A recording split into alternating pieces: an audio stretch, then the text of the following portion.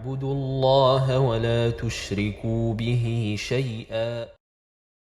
On va parler, Inch'Allah Ta'ala, des temps d'exaucement. Hier, on avait parlé quels sont les temps et les moments qui sont les meilleurs pour l'exaucement des prières, c'est-à-dire des invocations, des doigts.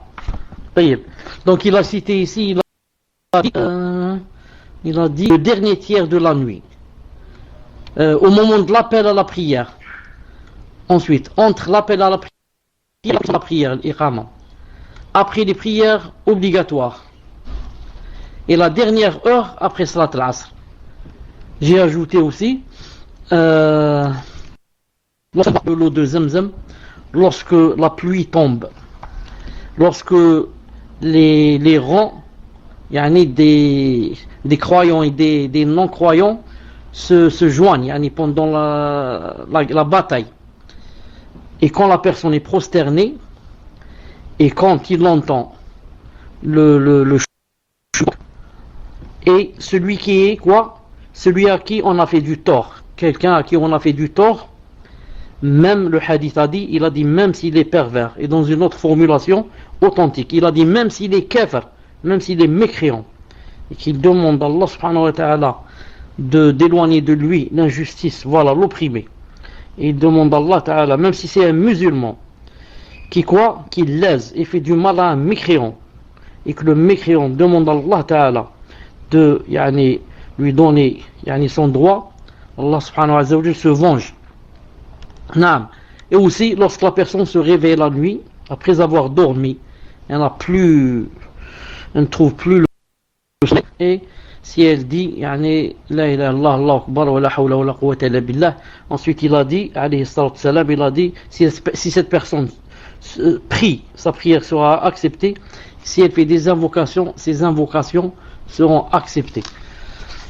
On avait ajouté, bien sûr, que il ne suffit pas seulement d'invoquer, mais qu'il y avait des choses qui devaient accompagner les invocations, comme quoi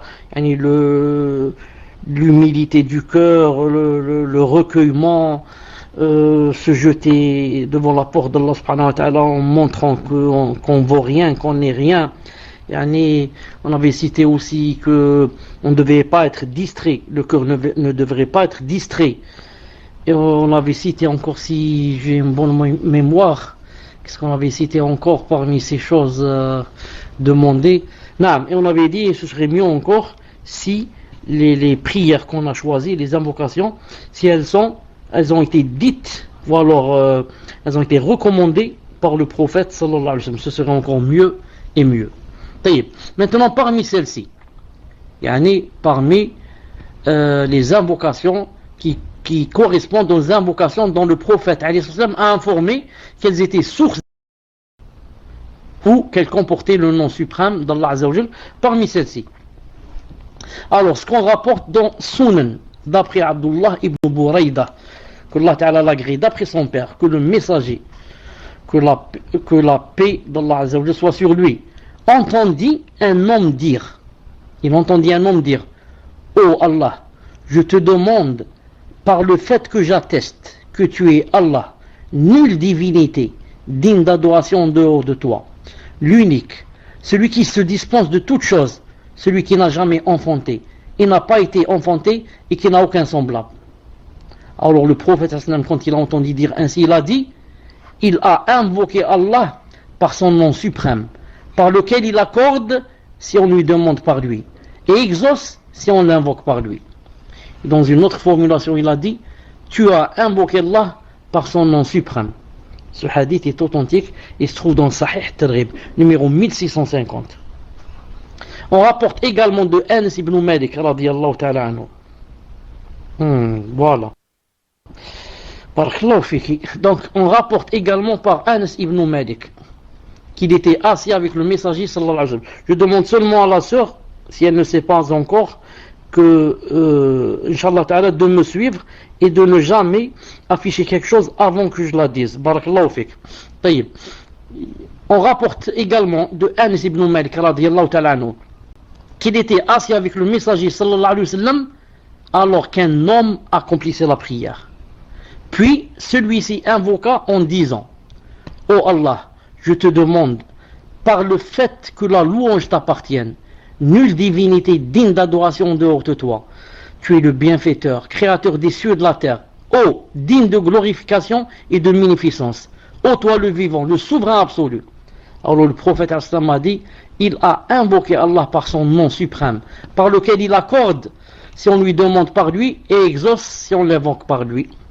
Donc ce hadith se trouve dans Sahih al-Nasa'i 1299. Sahih al-Nasa'i 1299.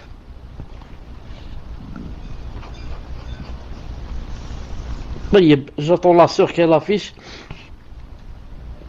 sauf si elle ne l'a pas. Malish. Asma bint. Voilà. Donc Sahih al-Nasa'i 1229.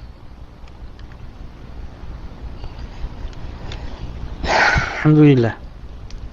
Asma bint Yazid radiyallahu ta'ala anha rapporte. Bon, donc vous remarquez avec moi le hadith ici, celui-là et celui qui l'a précédé. Qu'est-ce qu'il a dit, ce compagnon? Qu'est-ce qu'il a dit quand il a fait les doigts? Est-ce qu'il a demandé, il a levé les mains et a dit directement: donne-moi, ya Allah, donne-moi ceci, donne-moi cela? Ou bien, il a commencé d'abord par faire des éloges. Il a commencé par les éloges. Qu'est-ce qu'il a dit? Oh Allah, je te demande d'abord, par le fait que la louange t'appartienne, que nulle divinité digne d'adoration en dehors de toi, que tu es le bienfaiteur, tu es le créateur des cieux de la terre, glorification, efficience. Ô toi le vivant, le souverain absolu, Ya Hayy Ya Qayyum. Ensuite il demande ce qu'il veut. Ici il a dit, il a invoqué Allah par son nom suprême, et si quelqu'un le demande avec son nom suprême, ça veut dire il l'exauce. Asma bint Yazid radiyallahu ta'ala rapporte que le prophète alayhi salam a dit: le nom suprême se trouve dans ces deux versets.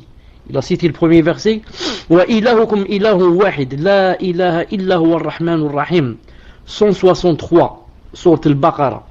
C'est-à-dire, et votre divinité est une divinité unique, pas de divinité digne d'adoration en dehors de lui, le miséricordieux, celui qui fait miséricorde. Sourate al-Baqarah, verset 123. Ensuite, il a cité un deuxième verset, et au début de sourate Ali Imran, lorsqu'il a dit Alif Lam Mim, Allahu la ilaha illa huwa al-hayyul qayyum, c'est-à-dire Alif Lam Mim, Allah, pas de divinité digne d'adoration en dehors de lui, le vivant, le souverain absolu. Et en même temps, ce hadith, puisque ces deux versets ont été cités dans un hadith, ce qui affiche avec moi, est-ce que vous n'avez pas les versets? Est-ce que vous avez seulement les hadiths? Vous n'avez pas les versets? Est-ce que vous n'avez pas les versets? Malish. Abu Huraira, Anas ibn Malik et Rabi'a ibn Amir rapportent. C'est dommage qu'il n'y ait pas les versets, c'est très important. Malish, les versets, Inch'Allah Ta'ala, peut-être la prochaine fois je pourrai les faire moi, Inch'Allah Ta'ala. Abu Huraira, Anas ibn Malik et Rabi'a ibn Amir. Bon, alors on peut faire une chose. S'il y a une deuxième personne qui a un livre, on peut lui dire, par exemple, occupe-toi des versets. Et l'autre personne, on lui dit, occupe-toi des hadiths. Comme ça, pour pas qu'une seule personne reste travail. Ça lui donne beaucoup de travail. On peut dire à une personne, cherche-nous les versets, Inch'Allah Ta'ala, et à l'autre, affiche-nous les hadiths bi'idnillahi ta'ala. Al-Muhim. Abu Huraira, Anas ibn Malik et Rabi'a ibn Amir rapportent, radiyallahu ta'ala anhum, que le messager sallallahu alayhi wa sallam a dit, qu'est-ce qu'il a dit? Il a dit, insister à dire, ô digne de glorification et de munificence.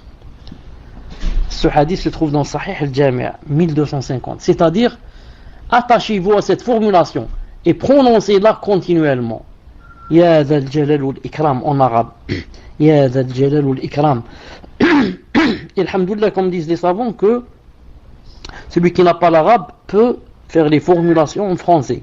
Les doigts et les adkar, il peut les faire en français, Inch'Allah Ta'ala. Donc il peut dire, ô digne de glorification et de munificence, donne-moi telle et telle chose, repousse de moi tel et tel mal. Et comme ça.